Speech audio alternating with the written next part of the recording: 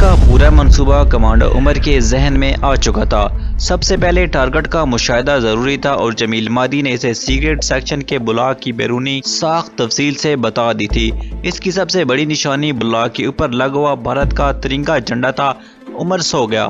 صبح حاجی صاحب کمرے میں آئے اور کہنے لگے، میاں تمہیں اس مشن کے لیے جن جن چیزوں کی ضرورت ہے مجھے ان کی لسٹ بنا کر دے دو، تمہیں ہر ایک چیز مل جائے گی۔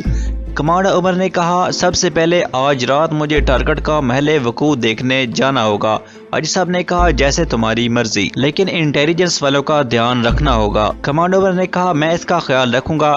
ٹارگٹ کا مشاہدہ کرنے کے بعد ہی میں بتا سکوں گا کہ مجھے کن کن چیزوں کی ضرورت ہے۔ کمانڈر عمر نے سارا دن ہوٹل کے کمرے میں ہی گزار دیا۔ جب رات کا پہلا پہر شروع ہوا تو وہ خاموشی سے ہوٹل سے نکل گیا۔ جس علاقے میں بھارت کے محکمہ دفاع کے دفاتر تھے، وہ علاقہ عمر کا دیکھا بالا تھا۔ وہ رکشے میں بیٹھ کر محکمہ دفاع کے کمپلیکس سے کچھ دور پیچھے ہی اتر گیا۔ وہاں سے پیدل فٹ پاتھ پر چلنے لگا۔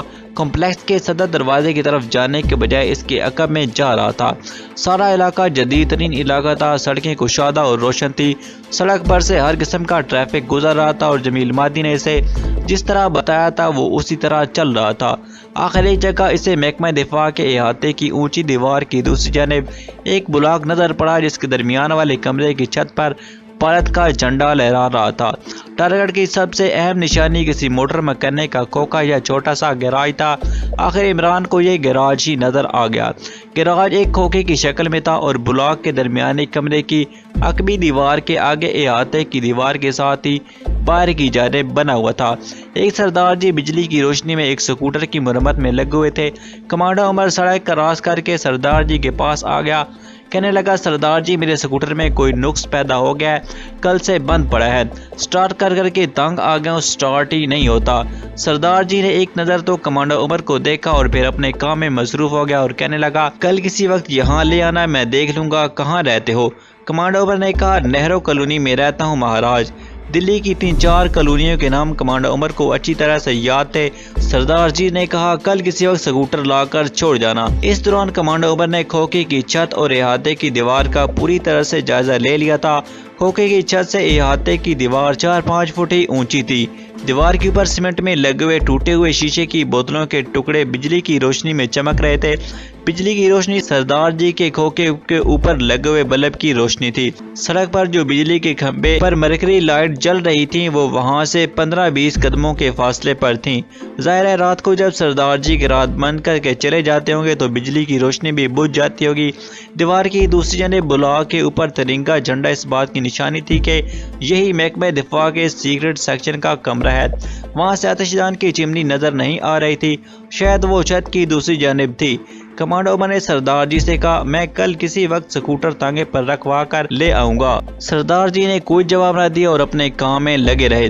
کمانڈر عمر واپس آ گیا۔ حاجی صاحب نے اسے ہوٹل میں اوپر جاتے دیکھا تو کچھ دیر بعد وہ بھی کسی بہانے اوپر آ گئے۔ کمانڈر عمر نے دروازہ بند کر رکھا تھا۔ حاجی صاحب نے آہستہ سے دستک دی۔ کمانڈر عمر نے دروازہ کھول دیا۔ حاجی صاحب اندر آ گئے اور دروازہ بند کر دیا۔ عمر کے پاس آ کر بیٹھ گئے اور پوچھا، دیکھ آئے ہو؟ عمر بولا، جی ہاں۔ حاجی صاحب نے کہا، تمہیں جس چیز کی ضرورت ہے تم مجھے لکھ کر دے دو۔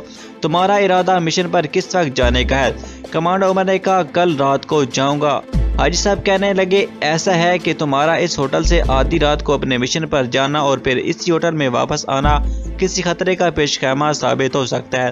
کمانڈر عمر بولا، میں بھی یہی سوچ رہا تھا، کیا آپ کے پاس کوئی ایسی جگہ ہے جو قدرے غیر آباد علاقے میں ہو؟ حاجی صاحب نے کہا، ایک جگہ ہے، میں یہی سوچ کر تمہارے پاس آیا ہوں، وہاں تمہیں آتے جاتے کوئی نہیں دیکھ سکے گا، بس صرف تمہیں اتنا خیال رکھنا پڑے گا کہ تمہارے پیچھے کوئی انٹیلیجنس والا نہ لگ جائے، کیونکہ تمہارا ٹارگٹ انتہائی حساس علاقے میں ہے۔ کمانڈر عمر نے کہا، اس کی آپ فکر نہ کریں، میں پوری احتیاط سے کام لوں گا، اگر کوئی میرے پیچھے لگ گیا تو مجھے پتہ چل جائے گا، پھر میں آپ کی بتائی ہوئی جگہ پر نہیں آؤں گا، کسی دوسری طرف نکل جاؤں گا، اس کے بعد میں جانوں اور انٹیلیجنس والے جو میرے پیچھے لگے ہوں گے وہ جانے۔ حاجی صاحب متفکر ہو کر بولے، لیکن انٹیلیجنس کا آدمی تو تمہارا پیچھا نہیں چھوڑے گا۔ کمانڈر عمر نے بڑے اعتماد سے کہا، وہ زندہ رہے گا تو میرا پیچھا نہیں چھوڑے گا، میں اسے کیسے زندہ چھوڑ سکتا ہوں؟ حاجی صاحب خاموش ہو گئے۔ اگرچہ وہ خود کمانڈو نہیں تھے مگر اس سے پہلے کئی کمانڈوز کو بھگتا چکے تھے۔ انہیں اچھی طرح معلوم تھا کہ جب خفیہ پولیس والا آدمی کسی کمانڈو کے پیچھے لگ جاتا ہے تو پھر وہ کس قدر خطرناک ثابت ہو سکتا ہے۔ وہ یہ بھی جانتے تھے کہ ایسے حالات میں کمانڈو اس خفیہ پولیس والے کو کبھی زندہ نہیں چھوڑتے اور کمانڈو کے لیے اس قسم کے کسی آدمی کو ہلاک کر ڈالنا کوئی مشکل کام نہیں ہوتا۔ انہوں نے عمر سے کہا، کل میں تمہیں اپنے ساتھ لے کر جگہ دکھا دوں گا۔ یہ جگہ غیر آباد علاقے میں ہے۔ 2-3 سال پہلے میں نے یہ ایک کینال کا پلاٹ خرید کر 4 دیواری بنائی ہوئی ہے۔ میرا بوڑھا ملازم وہاں چوکیداری کرتا ہے۔ 2 کمرے ڈال رکھے ہیں اور ایک کمرہ چوکیدار کے پاس ہے، ایک میں نے بند کیا ہوا ہے۔ اس کی چابی میں تمہیں دے دوں گا۔ یہ علاقہ شہر سے زیادہ دور بھی نہیں ہے اور باقی تمہیں جس چیز کی ضرورت ہے وہ کاغذ پر لکھ کر مجھے دے دو۔ کمانڈو عمر بولا، میں ابھی لکھ دیتا ہوں۔ عمر نے کاغذ پینسل نکال لی اور بولا، سب سے پہلے تو مجھے ایک انتہائی حساس اور چھوٹے سے چھوٹے فوٹو کیمرے کی ضرورت ہے۔ کیا آپ اس کا انتظام کر دیں گے؟ حاجی صاحب مسکرائے کہنے لگے، میاں تم سے پہلے کئی جانباز کمانڈو کو بھگتا چکا ہوں۔ پاکستان اور کشمیر کے جہاد کی خاطر تمہیں اپنی جان بھی دینے کو تیار ہوں۔ تم فکر نہ کرو، سمجھ لو گے تمہارے مطلوبہ کیمرے کا انتظام ہو گیا ہے۔ آگے لکھو۔ کمانڈو عمر نے لکھتے ہوئے کہا، میرا آٹومیٹک پسٹل تو آپ کے پاس ہے، وہ بھی مجھے دے دیجیے گا۔ کم از کم 25 گز لمبی نائلون کی مضبوط اور باریک سے باریک رسی کی ضرورت ہوگی، اس کا انتظام بھی ہو جائے گا۔ اس کے علاوہ ایک اور چیز جس کے بغیر میرا مشن مکمل نہیں ہو سکتا، خدا کرے کہ وہ مل جائے۔ تم اس چیز کا نام لو میاں۔ میں اگرچہ خود کمانڈو نہیں رہا لیکن اتنے کمانڈوز کے لیے کام کر چکا ہوں کہ مجھے ان کی ایک ضروری چیز کا علم بھی ہے اور میں نے اس کا پہلے سے انتظام کر رکھا ہے۔ کمانڈو عمر کو قدر اطمینان ہو گیا، کہنے لگا، یہ ایک بہت چھوٹا اور باریک الیکٹرانک پیچکس ہوتا ہے جس کو بیٹری کے ذریعے چارج کیا ہوتا ہے۔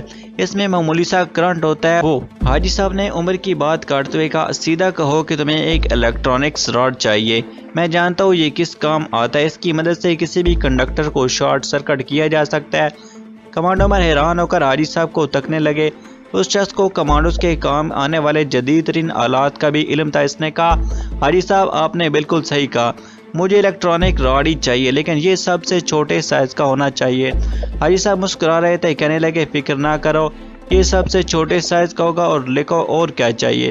کمانڈو عمر بولا، اس کے علاوہ صرف ایک کمانڈو چاقو کی ضرورت ہوگی، اس کا بندوبست بھی ہو جائے گا، بس اور کچھ نہیں۔ کمانڈو عمر نے کاغذ حاجی صاحب کے حوالے کرتے ہوئے کہا۔ حاجی صاحب نے کاغذ طے کر کے اپنی جیب میں رکھ لی اور بولے، صبح میں تمہیں کچھ نقد رقم بھی دے دوں گا اور تمہیں ٹیکسی رکشہ کے لیے اس کی ضرورت پڑے گی۔ کمانڈو عمر نے کہا، حاجی صاحب میرے پاس آپ کا شکریہ ادا کرنے کے لیے الفاظ نہیں ہے۔ حاجی صاحب نے اٹھتے ہوئے کہا، بھائی میاں شکریہ کیسا، یہ تو میں اپنا فرض ادا کر رہا ہوں، بلکہ یوں سمجھ لو کہ ایک طرف سے کشمیر کے جہاد میں شریک ہو رہا ہوں۔ اللہ تعالی سے قبول فرمائے، بس مجھے اور کچھ نہیں چاہیے۔ جزاک اللہ، کمانڈو عمر نے بے اختیار کہا۔ حاجی صاحب کے جانے کے بعد کمانڈو عمر نے ہوٹل کے اپنے کمرے میں ہی کھانا منگوا کر کھایا، کچھ دیر بیٹھا اخبار پڑھتا رہا، پھر بتی بجھا کر سو گیا۔ دوسرے روز صبح کمانڈو عمر کو ساتھ لیے حاجی صاحب اسے وہ جگہ دکھانے چل دیے۔ کمانڈو عمر نے رات کو اپنے کمانڈو مشن پر روانہ ہونا تھا۔ اس جگہ کا صحیح حدود اربع میں بیان نہیں کروں گا، یوں سمجھ لیں کہ یہ جگہ شہر سے تھوڑے فاصلے پر تھی۔ گورنمنٹ کا منصوبہ یہاں ایک نئی کالونی بنانے کا تھا۔ ابھی حاجی صاحب نے اپنے پلاٹ کے گرد 4 دیواری بنا رکھی تھی اور اندر الگ الگ 2 چھوٹے چھوٹے کمرے تھے۔ ایک کمرے میں بوڑھا چوکیدار رات کو سوتا تھا، دوسرا کمرہ خالی پڑا تھا۔ حاجی صاحب نے وہ کمرہ کھول کر چابی کمانڈو عمر کو دے دی اور چوکیدار سے کہا کہ یہ میرے دوست ہیں اور آج کی رات یہیں ٹھہریں گے۔ کمرے کے پیچھے باتھ روم بنا ہوا تھا۔ کمانڈو عمر حاجی صاحب کے ساتھ واپس اپنے ہوٹل میں آ گیا۔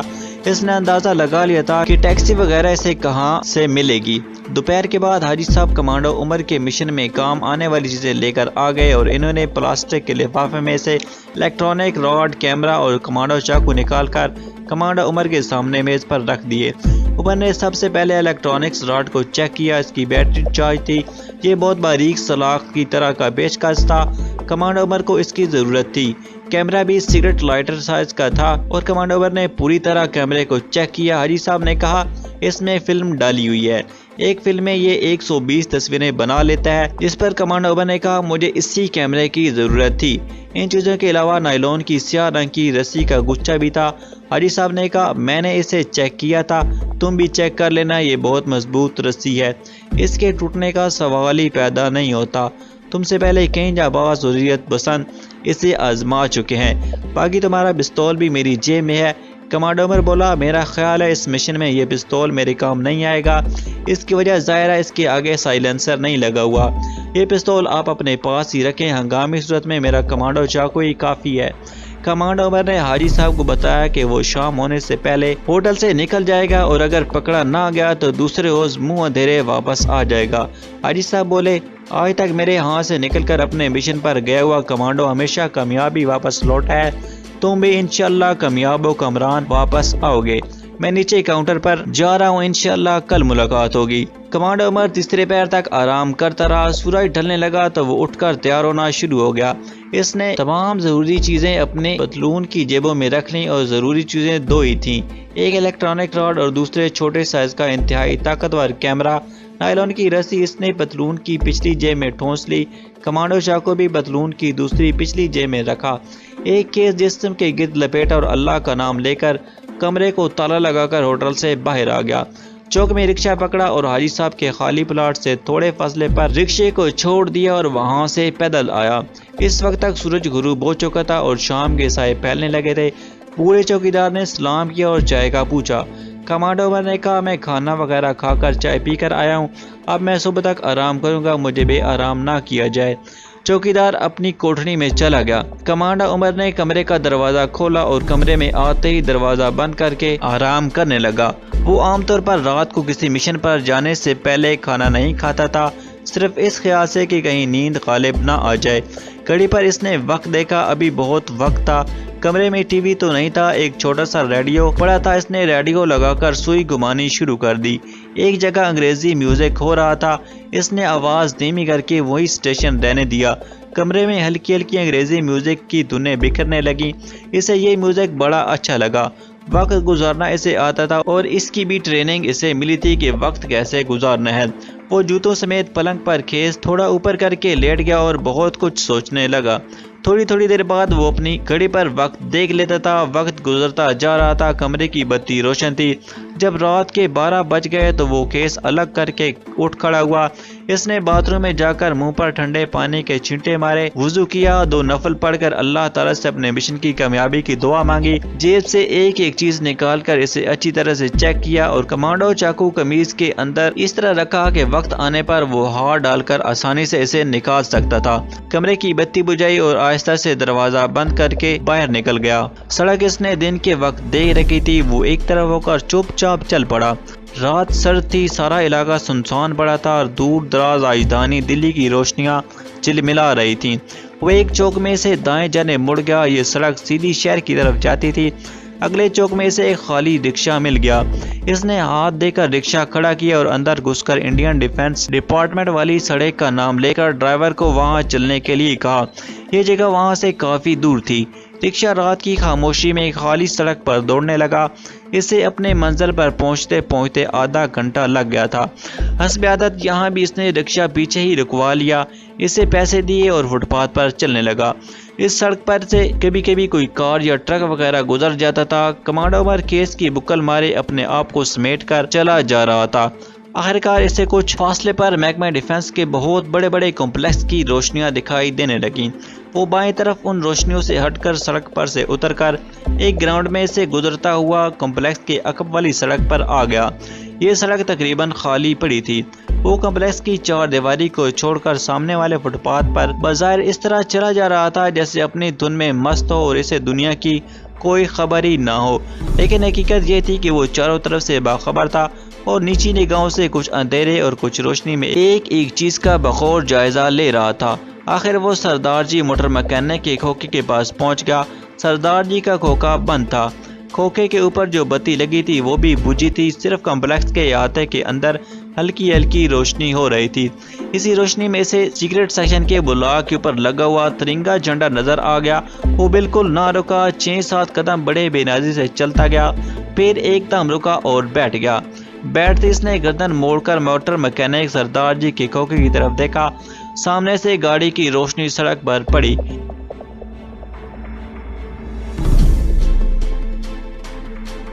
तो मोअज़्ज़िज़ नाज़रीन, आज की वीडियो में इतना ही। उम्मीद है वीडियो आपको पसंद आएगी, तो वीडियो को लाइक और शेयर करें। साथ ही अपनी राय का इज़हार करने के लिए कमेंट्स करें और हमें सपोर्ट करने के लिए हमारे चैनल को सब्सक्राइब करें और घंटी के बटन को दबा दें ताकि आने वाली वीडियोस की नोटिफिकेशन आप तक पहुंचती रहे। नाज़रीन, मिलते हैं अगली वीडियो में, तब तक के लिए अल्लाह हाफिज़।